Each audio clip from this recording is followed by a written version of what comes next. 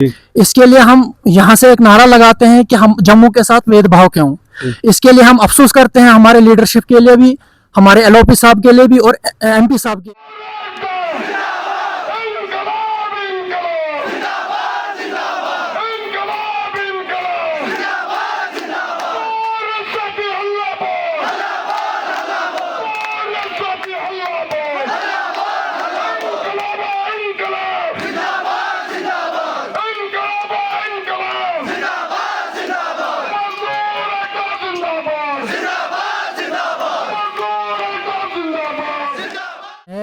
हमारे यहाँ के एलओपी साहब से भी और हमारे एमपी साहब से भी, क्योंकि हमारे जम्मू कश्मीर में जो 2 विभागों में इन्होंने बांटा हम लोगों को।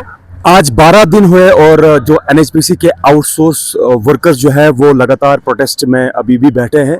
और आज से जो है जो दूसरा स्टेप, इससे पहले हमने आपको बताया था कि इन्होंने जो एक इरादा किया है कि हम हंगर स्ट्राइक पे भी चले जाएंगे।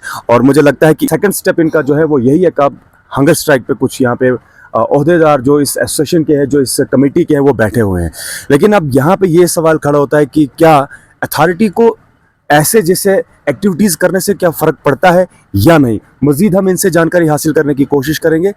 आपका नाम क्या है? मेरा नाम कैलाश चंद्र है, मैं एनएचपीसी वर्कर्स यूनियन का जनरल सेक्रेटरी हूँ। ठीक, 12 दिन से आप प्रोटेस्ट कर रहे हैं। आज हंगर स्ट्राइक पे 4 लोग यहाँ पे बैठे हैं।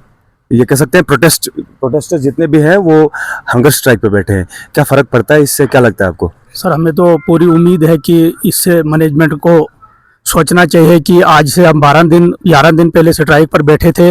इस भेरी और अंधी मैनेजमेंट ने हमारे बारे में कुछ नहीं सोचा।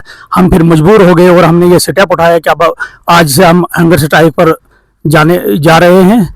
तो ये मैनेजमेंट को ज़रूर सोचना चाहिए। और मैं आपके इस चैनल के ज़रिए इस एनएचपीसी मैनेजमेंट को ये कहना चाहता हूँ कि अगर आप 12 दिन से हमें देख रहे हो, झेल रहे हो, लेकिन आपने हमारे बारे में क्यों नहीं कुछ नहीं सोचा, क्यों हमें आपने मजबूर किया कि ये हंगर स्ट्राइक पर जाएंगे। और मैं यहाँ से आपके इस चैनल के माध्यम से बोल देना चाहूँगा एनएचपीसी मैनेजमेंट को कि ये न सोचें कि हमारे 4 ही साथी हंगर स्ट्राइक पर बैठे हैं। आने वाले दिनों में हम सारे वर्कर, जितने भी 240 के 40 वर्कर हंगर स्ट्राइक पर जाने को तैयार हैं। देखिए, यहाँ पे ये भी सवाल खड़ा होता है कि अगर अथॉरिटी को कोई फ़र्क पड़ता, अगर अथॉरिटी चाहती तो आपके साथ जो है बात करने के लिए टेबल टॉक भी होता, सामने आती। लेकिन हंगर स्ट्राइक पे आना ये एक बहुत बड़ी बात होती है। इससे साफ जाहिर है कि अथॉरिटीज़ को कोई फ़र्क नहीं पड़ता। पहला सवाल भी यही था और दूसरा सवाल भी यही है।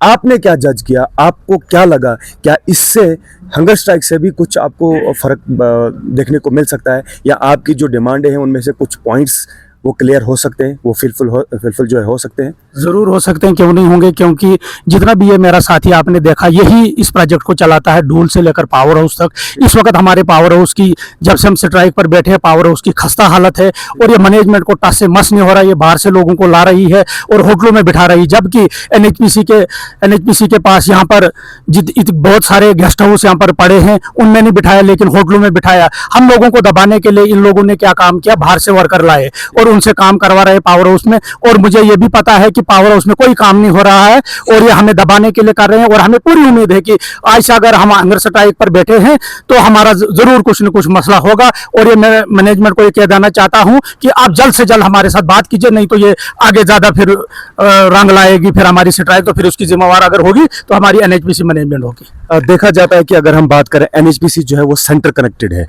पैसों की कोई कमी नहीं है और एक एक बंदे पे, एक एक इंडिविजुअल पे जो है लाखों के हिसाब से इन्वेस्ट करते हैं।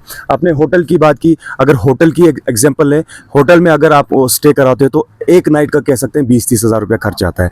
और उसी में से अगर जितने भी प्रोटेस्टर्स यहाँ पे है, वही पैसा अगर आपके ऊपर इन्वेस्ट किया जाए, आपको क्या लगता है, क्या ये आइडिया आपने कभी दिया है इनको?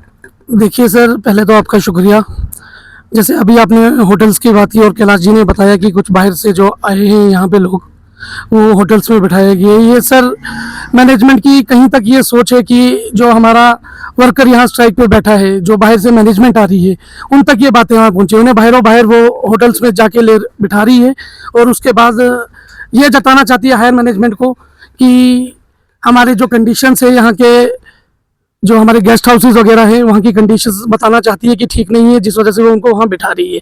वो खाली इस वजह से, ताकि वो मैनेजमेंट को ये ना दिखाना चाहते हैं कि हमारे यहाँ पे स्ट्राइक चल रही है और ज़ोरों ज़ोरों से स्ट्राइक चल रही है, जिस वजह से ये बार बार ये हरकतें ऐसी कर रहे हैं। कंडीशन खराब बताने की मतलब का आप इसे क्या समझा जाए कि एनएचपीसी के पास पैसा नहीं है, या एनएचपीसी जो कहीं ना कहीं किसी न किसी एंगल से जो है कमजोर पड़ गई है, क्या ऐसा भी कुछ दिखा रही है? सर एनएचपीसी तो कमज़ोर नहीं है, नवरत्न में आती है ये, तो पैसे की तो कमी नहीं है, देना चाहे तो वो कभी भी कुछ दे सकती है, बट सर वो मनी नहीं है इसके पास कि वो किसी भी वर्कर के लिए कोई भला करे। इनके लिए ये वर्कर खाली वो नज़र में आते हैं कि ये 15,000 का मुलाजम है, क्योंकि इन्हें सर आपको मैं एक यहाँ से मीडिया के माध्यम से एक चीज़ बताना चाहता हूँ। जो हमारा पावर हाउस है नीचे, जहाँ पे हाईली टेक्निकल लड़के जो है जो यहाँ पे बैठे हुए हैं अभी, हाईली टेक्निकल, एक दिन में जो मशीन को क्लोज करके चलाते हैं नीचे, और आए दिन आपको पता है अभी थोड़ी देर पहले हमारी मशीनें नीचे बंद पड़ी थी और कंडीशन जो थी मशीनों की बहुत ही बद हालत थी। तो इन लड़कों ने रात दिन, हमारा 15 अगस्त, 16 जन्माष्टमी और 17 को संडे था, 3 हॉलीडेज में उन लड़कों ने रात दिन रह के वहाँ पे उस पावर हाउस की खस्ता हालत को ठीक किया है। तो सर मैनेजमेंट को ये चीज़ नज़र नहीं आ रही है। और आज से तो आप ये भी चीज़ देख रहे हो कि हमारे साथी जो हमारे 4 लीडर्स यहाँ पे स्ट्राइक पे, हंगर स्ट्राइक पे चले गए, अभी तक मैनेजमेंट को टस से मस नहीं हो रहा है। तो मैं मैनेजमेंट को मीडिया के माध्यम से बता देना चाहता हूँ कि अगर हमारे साथी के साथ कुछ यहाँ पे होता है हंगर स्ट्राइक में, तो उनको, इन चारों को नहीं देखना, उनको 242 वर्कर्स को देखना है, क्योंकि 242 वर्कर भी इनके साथ खड़ा रह के स्ट्राइक पे बैठ जाएगा, तो फिर मैनेजमेंट को इसका भुगतान करना पड़ेगा।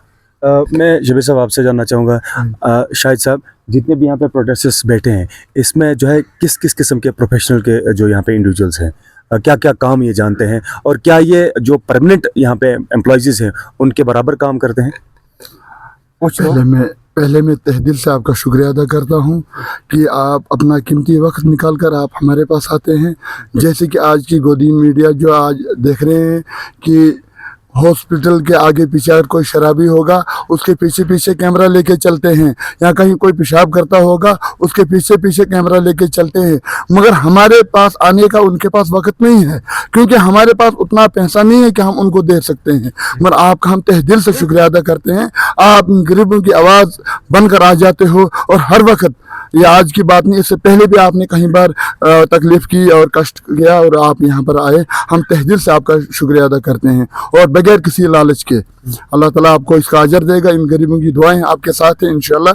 और मैं आपको ये चीज़ बता देना चाहता हूँ, इसमें जो हमारे जो वर्कर है, इसमें मैकेनिकल के भी साथी हैं जो शिफ्ट चलाते हैं, जो पूरा डाटा इनको देते हैं वो भी हैं, सफाई कर्मचारी हमारे साथी हैं, और कुक जो हमारे गेस्ट हाउस को, चुनाव भवन को चलाते हैं, जो वीआईपी को पूरी खिदमत देते हैं, और ख़ासकर जो यहाँ के जो एचओपी साहब हैं, बाकी अफसरान साहिबान हैं, जो आज की डेट में वो बाहर जाके खाना खाते हैं, जो कि करोड़ के हिसाब से बिल आएगी वो, क्योंकि उसमें उनको कमीशन मिलेगी हमारे जो हम अफसर साहिबान हैं। चलो बहरहाल अब उनका वो जो नज़रिया है, गलत नज़रिया जो है, वो उनको आगे सामने आ ही जाएगा। तो मैं आपको ये चीज़ बता देना चाहता हूँ कि आने वाले वक्त के लिए हम इससे भी बड़ा कदम उठाने जा रहे हैं, क्योंकि आज 4 आदमी बैठे हैं, हमारे पूरे साथी भूख हड़ताल के लिए तैयार थे, मगर बहरहाल हमने कहा कि हम पहले जो लीडर साहिबान है जो आपकी पूरा देख कर रहे हैं, तो हम पहले खुद इसमें कदम रखेंगे। और फिलहाल हमने 48 घंटे का जो प्रोग्राम रखा है, उसके बाद हमने 72 घंटे का भी प्रोग्राम रखा है। उसके बाद इंशाल्लाह उम्मीद, आप क्या उम्मीद कर रहे हैं? इंशाल्लाह उम्मीद है कि इस वक्त जो हमारी हाई लेवल की लीडरशिप जो है वो तकरीबन मैनेजमेंट के टच में है और बातचीत हो रही है, तो इंशाल्लाह मुझे उम्मीद है कि जल्द से जल्द हमारा मसला हल हो जाएगा। आप उम्मीद कर रहे हैं? उम्मीद कर रहे हैं इंशाल्लाह। तो फिर क्या लगता है आपको, आगे जो आपने 1-2 स्टेप और बताए इस प्रोटेस्ट को आगे बढ़ाने के, 1-2 स्टेप्स में हो जाएगा, जो आपकी हायर लीडरशिप जो है वो भी कनेक्शन में है, टच में है एनएचपीसी की अथॉरिटी के साथ? इंशाल्लाह उम्मीद है कि हमें आगे वो स्टेप उठाने की जरूरत नहीं पड़ेगी, मगर हम प्रोग्राम हमारा है, अगर नहीं हुआ तो आगे बढ़ेगा। ये फाइनल है? फाइनल है इंशाल्लाह। चलिए, बहुत बहुत शुक्रिया। सबसे पहले मैं मीडिया का बहुत शुक्रगुजार हूँ कि मीडिया हमारी आवाज़ सुनने के लिए यहाँ पे आए। हम तो यही डिमांड कर रहे हैं कि जो हमारे जम्मू प्रोविंस के साथ भेदभाव क्यों, ठीक। सबसे पहला हमारा क्वेश्चन है हमारे यहाँ के एलओपी साहब से भी और हमारे एमपी साहब से भी, क्योंकि हमारे जम्मू कश्मीर में जो 2 विभागों में इन्होंने बांटा हम लोगों को, कि श्रीनगर प्रोविंस में हर प्रोजेक्ट को हायर वेजेस क्यों। इसके लिए हम यहाँ से एक नारा लगाते हैं कि हम जम्मू के साथ भेदभाव क्यों। इसके लिए हम अफसोस करते हैं हमारे लीडरशिप के लिए भी, हमारे एलओपी साहब के लिए भी और एमपी साहब के लिए भी, क्योंकि हमारे जो डुलहस्ती में है सबसे गरीब तबके के लोग काम कर रहे हैं। हमारी यही डिमांड है कि जल्द से जल्द वो हायर अथॉरिटी के साथ बात करके इस जो मसले को है वो हल करें। एनएचपीसी मैनेजमेंट जो है पिछले 12 दिनों से हमें तमाशा देख रही है और जो हमारे वर्करों को आज जरूरत पड़ी हंगर स्ट्राइक पे बैठने के लिए भी, और इसकी जिम्मेदारी भी जो है वो एनएचपीसी मैनेजमेंट की भी है। और हमारी पुरजोर अपील रहेगी कि इस मसले को जल्द से जल्द हल किया जाए। चलिए, बहुत बहुत शुक्रिया हमारे साथ बात करने के लिए। तो जिस तरीके से 12 दिन से लगातार जो है ये लोग प्रोटेस्ट में जारी हैं, इससे पहले भी मैं ऑलरेडी आपको बता चुका हूं। आज इन्होंने ये फैसला लिया कि 4 जो लीडर हैं यहाँ पे, जो इस कमेटी के लीडर जो हैं वो हंगर स्ट्राइक पे बैठेंगे। और इनका कहना यह भी है कि जो इनकी हायर लीडरशिप जो है वो टच में है एनएचपीसी अथॉरिटी के साथ। अगर 48 घंटे के अंदर अंदर कुछ डिसीजन लिया जाता है तो ये हंगर स्ट्राइक जो है ये कॉल ऑफ होगी। नहीं तो आने वाले कल में अब इनका ये प्लान है कि हो सकता है 72 घंटे तक जो है एक्सटेंड किया जाए आने वाले कल में। वो देखने वाली बात तो ज़रूर रहेगी, लेकिन जाने से पहले बेहद ज़रूरी है इस बात को कहना कि एनएचपीसी के पास किसी चीज़ की कमी नहीं है। और जो आप एक एक इंडिविजुअल पे, एक एक एम्प्लॉइज़ पे अगर लाखों के हिसाब से इन्वेस्ट कर रहे हैं तो एक 1% निकाल के, मैं तो बोल, अगर आप निकालेंगे तो 272 क्या हज़ारों लोगों की जो है यहाँ पे प्रॉब्लम सॉल्व हो जाएगी।